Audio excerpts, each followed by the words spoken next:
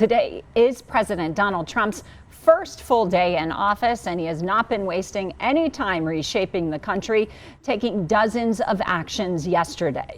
With executive orders, he declared a national emergency at the southern border, effectively shutting down asylum seeking there. He's trying to delay a TikTok ban and limit the constitutional right to citizenship at birth. Trump is also removing the U.S. from the Paris Climate Agreement and the World Health Organization. He also pardoned more than 1,500 people who were charged in the attack on the Capitol on January 6, 2021, many of whom violently attacked police. 20 of those pardoned are from Colorado. 14 of them are from our area. As of January 6th of this year, 3 Coloradans arrested were still awaiting trial for their charges. 10 of the Coloradans convicted received prison time ranging from 7 months to 5 years. The remaining 7 Coloradans convicted received probation, home confinement, and restitution. Some were also required to complete community service or spend time in a residential facility. All of them are now free. Of the 10 sentenced to prison in Colorado, as of yesterday, 3 were still waiting to be released. I checked with the Bureau of Prisons this afternoon, and all are now released. This includes one man sentenced to more than 5 years in prison who took an officer's baton, leaving him unable to defend himself from the rioters. He then helped 2 other rioters to drag another officer into the mob, where that officer was also beaten. But there is one woman from Falcon who says she is denying President Trump's pardon. Rebecca Lavrens is the so-called January 6th praying grandma.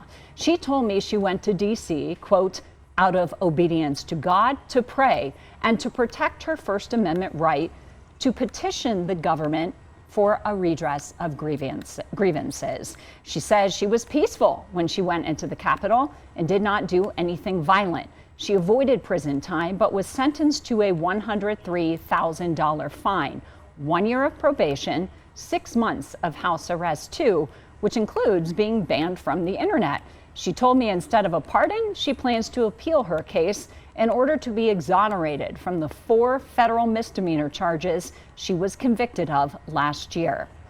President Trump has also signed an executive order requiring federal employees working remotely to return to the office. News 5's Allison Zimmerman explains how many federal employees this could impact here at home.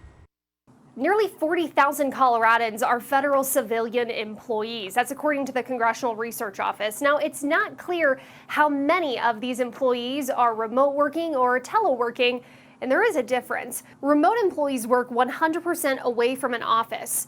Their homes are considered their official duty stations. Teleworking employees typically work some time in an office and other time at home. President Trump's executive order does say departments and agencies should terminate remote work arrangements and report to their duty stations. It also says agency heads can make exemptions they deem necessary, and that it should be implemented as soon as practical. A report presented to Congress last summer shows that 10% of federal employees work remotely, and more than 1 million employees are eligible for telework arrangements. Allison Zimmerman, News 5.